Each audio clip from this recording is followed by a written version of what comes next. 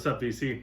Hope everyone's doing well. Strange times. I haven't been as good as I would have liked at making videos, considering basically home all the time, other than to go do groceries. Today is like the first really nice day here in Montreal. Almost 20 degrees, sunny. Everyone's out. Went for like an hour and a half walk with my girlfriend. Cheers. Saturday night. Drinking this local houblon. Hops in French are houblon. So for all you craft beer folks out there who also like records, it's an American IPA. Records. Been sharing a lot of, listening to and sharing a lot of cheap heat. So records that can easily be found for 5, 10, even up to 20, I would consider it cheap heat. If it's something that's really good and it's easily available and only around 20 bucks. But generally, the true definition would be stuff that you can find easily, that you see often when out digging, and is, $5, $10. Obviously, it depends what city you live in and where, what country, in terms of availability and price. But anyway, with the internet, a lot of stuff is available. Let's get to it. This is Kenny Gill. What was, what is, what will be. Someone commented on Instagram that he's only ever seen promos of these. I've seen a bunch of copies of this. It's always cheap, and I don't know why I haven't grabbed more copies to give to people, but it's a really good record. It's usually around $5 to $10. I got this one in San Diego. Someone from the VC had told me about it, so I was super hyped when I did find it. On here, so Kenny Gill is a piano player. This one's on Warner Brothers. If it was on another label from this time, what year is it? 1971. It would definitely go for more. But you have Carlos Garnett on tenor, Bob Berg also on tenor, Stafford James on bass, and Norman Connors on drums. So if this one had been on, let's say Muse, it might go for a bit more. But either way, what counts is that the music is great. It was recorded in NYC. There is some like freer moments out here, but there's some like deep sounding stuff too. Valley of All Brothers is probably my favorite, and the title track is great. There's 4 tracks. They're all long. The shortest track is 5 minutes. The longest 14 minutes. So you can probably sample that one online easily. I recommend you check it out.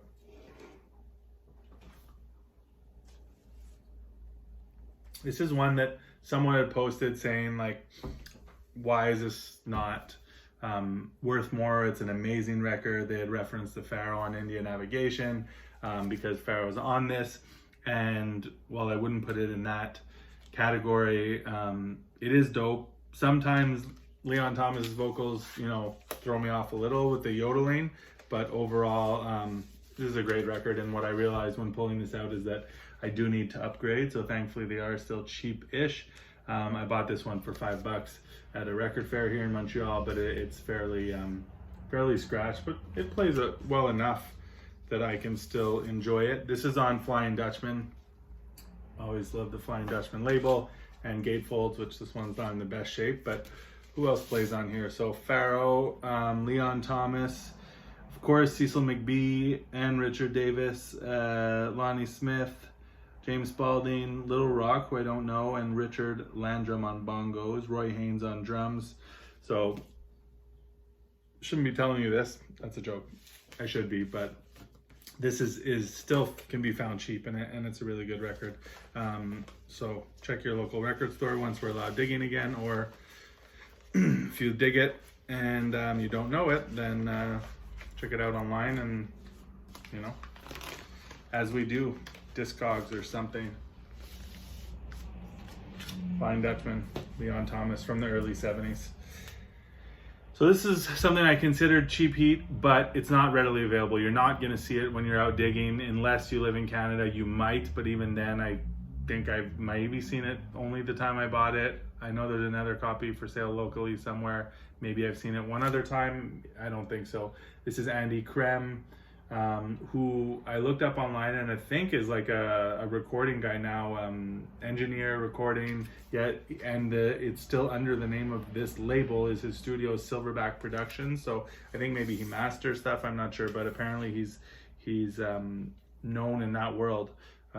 So sorry, this is a Canadian jazz record, and it's, I don't know, is he Russian? It looks Russian, but this one is, like I mentioned, on Silver Birch Productions. It is produced, mixed, and and recorded by Don Thompson, who is the only artist on here that I would know, but he doesn't even play. But it's a nice record. There's some stuff I like more. Some of it's a bit fusiony, too fusiony for me. Fusion can be hit or miss for me, but overall, I dig this record. Go on my Instagram, Needle Groove Vinyl, and I put some clips, I believe, on the post. If you swipe, and you can see if it's your thing. Some nice late 70s jazz.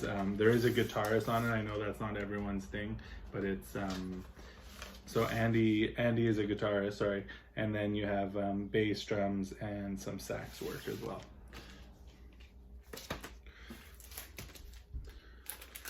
Music for Earth Dwellers and Star Seekers. This is Byron Pope. Speed of Light is the group, I guess, his group. I got this almost a year ago now in a trade. Well, no, I probably did get it a year ago, but I got it in my possession at the Burlington Record Fair from Dave Belson via Chris Cole, did a trade with, and this is like this stays in a little special section in my collection with the rare or just records I really like that are, on small labels and stuff like that. Byron Pope plays alto sax. And then George Edward Newell plays piano. I love his playing style. I don't know any of the other musicians on here. Varique Grant, Roger Raspail, Chris Henderson. This was recorded in France, I believe. And this is a deep record. The Sebasteo Perazzo, sounds Italian. Birambo, which is definitely adds a unique element to this record. I'm pretty sure you can sample this online, but this is I know this is a sought after record for good reason. Great recording from 1982. That's weird. If you can see this, it's like when it next to the track names where it's written who wrote the track, it's almost like there's a thing of whiteout, and then it's printed. It's not even whiteout, it's like a little sticker. Anyway, very strange, never seen that before. I'll investigate further, put that to the side. I listened to some Billy Harper Quintet. This one's on Pole Jazz. It's a live session from probably like 1980, and he plays with some musicians that I don't know: Newman Baker, Chris Alberts, Armand Donillian, Wayne Dockery. But to be fair, I'm not really familiar with his band that he plays with on the records. I do know better. I know he's not playing with like the names that we recognize. He did have his own band, although it did rotate probably. But this is all Billy Harper records are good. You can't go wrong. Any Billy Harper record that you're gonna find. This one was recorded in Warsaw, and it doesn't even say the track names on here. Nope, no info at all. This is one I was deciding whether to keep or not. It was in, it was out, it was in, it was out. Decided to keep it in for now. Depends. It's not killer. And no, it is killer, but it's not essential. It's just a solid session.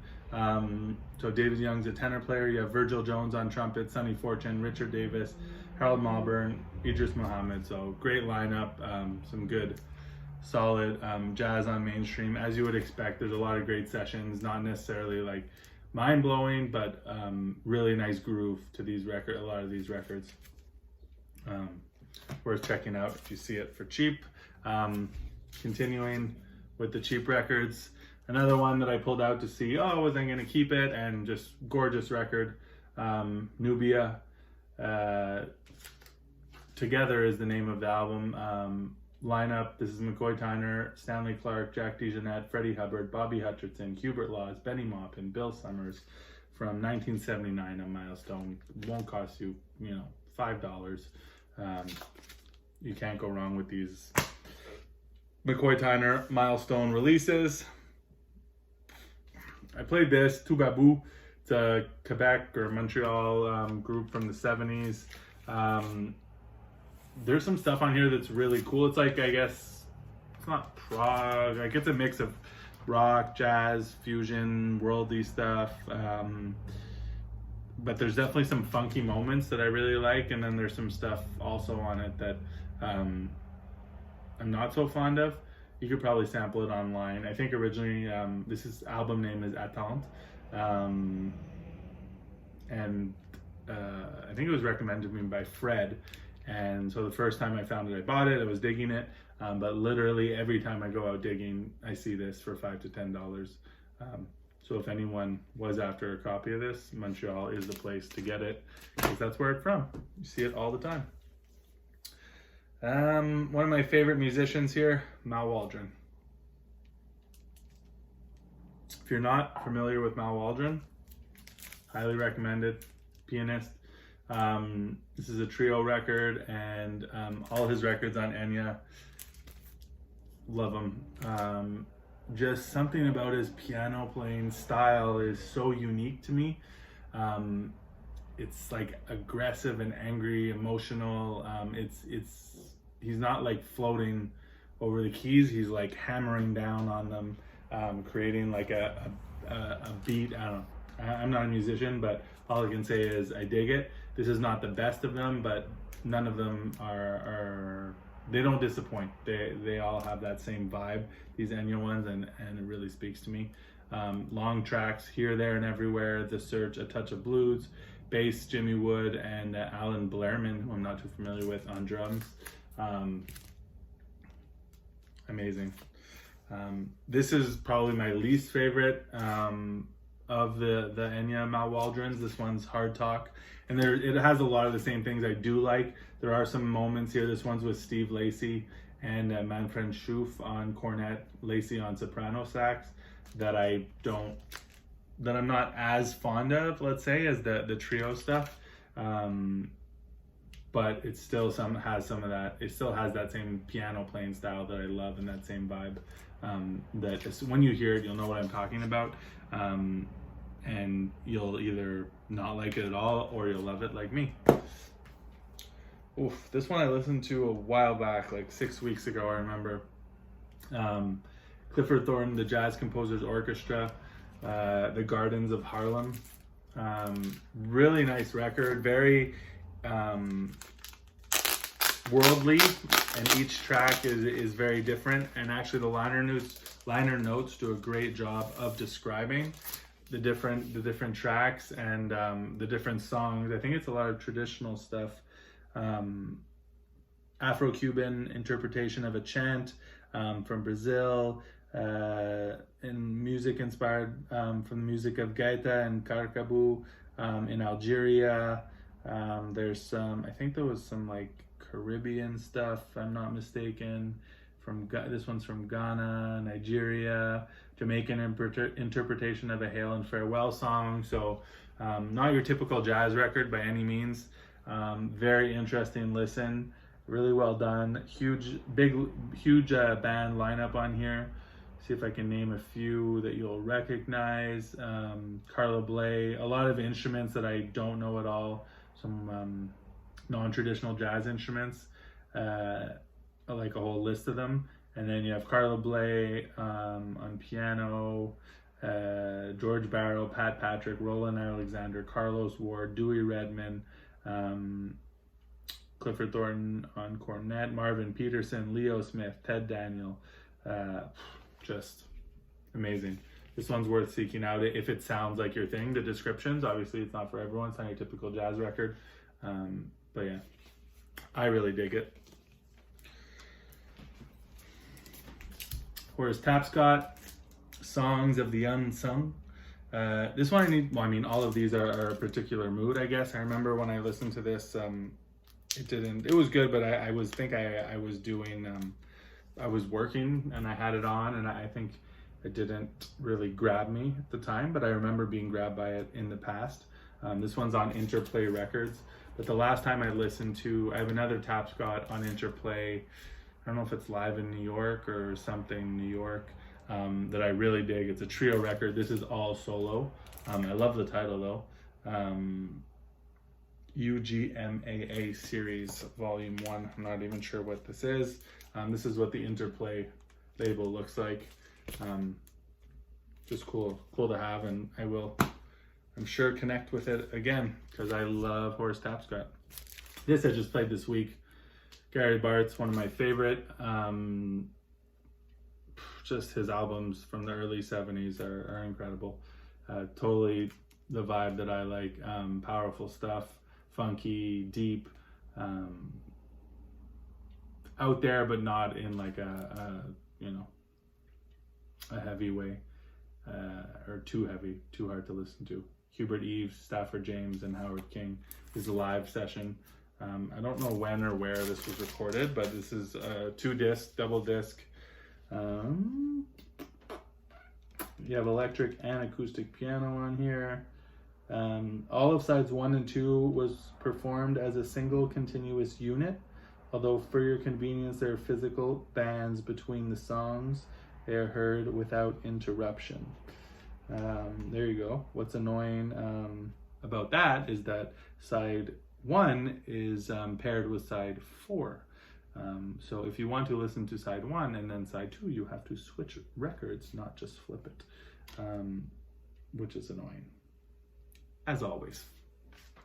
Anyway, Gary Bartz, one of my favorites, and this is a nice live record of his from the period that I love the most. If you didn't pick this up and you like Alice Coltrane, grab it. I'm sure it's still available. What's funny is that I guess I bought it when it first came out, and there's like a little stamp here that says first pressing, which is always funny. But this is recordings from, I guess, I don't know when they start, but I would say the 80s, from her ashram. So at this point, I would say, I also played this recently, which is dope, from the late 70s, 1977.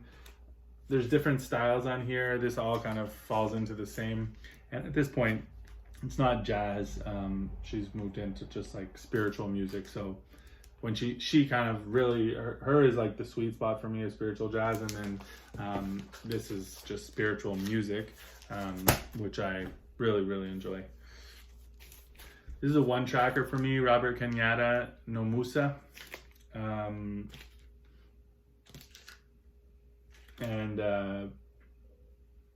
It's a killer track, the title track. The other songs are okay, but they're slow, kind of standard songs. Afternoon Outing, Pretty Side Avenue, Slow Boat to China, Warm Valley. Just by the tracks you can kind of tell, but man, does the title track on this, it makes it worth it. I've like kind of thought, what do I get rid of this? But when I play that track, it's worth it. And this is not, an expensive record by any means. $5-10. Dom Salvador on piano, Stafford James on bass, Joe Chambers on drums. Killer lineup. It's unfortunate that the whole thing isn't killer, but if you see it cheap, it's worth it for that track alone. I really, really like it. Posted on my Instagram page, so if you want to see a clip, but it's probably on YouTube as well. A little jazz funk I played recently, Charles Kinyard, Watu Wazui, Beautiful People. I'm not sure what language that is. Another stellar lineup. Virgil Jones, Rusty Bryant, Melvin Sparks, Jimmy Lewis, Idris Muhammad, Bernard Purdy, sharing the drum duties on here. It's just like a classic late 60s or maybe 1970 even jazz funk record. All of Kinyard's stuff is worth getting. If you see it, I have a few, but not all. Strata East record I pulled out, Composer's Workshop Ensemble, Warren Smith. This one takes repeated listening. It doesn't blow you away. It's a good record. It's like the middle of the road for me as a label. I wouldn't say it's definitely not my favorite, but very enjoyable. I listened to it a few times actually. You have The Felonious Monk, Blues by Monk, Introduction to the Blues. Who else plays on here? Who is in this ensemble of his? Nobody I know other than Howard Johnson. Jimmy Owens, Julius Watkins. There's a few. 1972 Strata East. And lastly, another solo piano, another McCoy Tyner milestone. This is Echoes of a Friend, that friend being John Coltrane. He does Naima, My Favorite Things, Promise, his own track here, The Discovery, and Folks on side 2.